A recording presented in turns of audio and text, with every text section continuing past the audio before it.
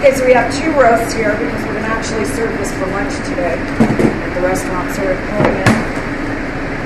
We use every part of this. There's no part that we throw away. We do have a little shrinkage on here. I would say about 15% shrinkage, but usually you get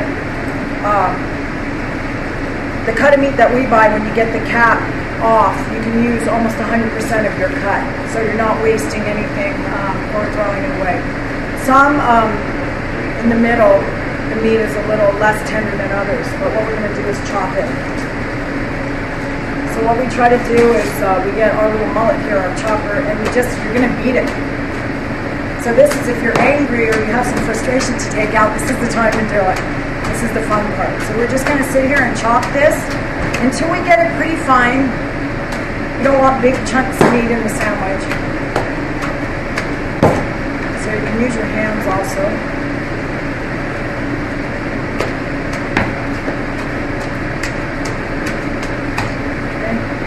This is the best part, so we don't want to take those out because that's the flavorful part. Okay, and then once we get it to about a consistency like that, we're going to sauce it.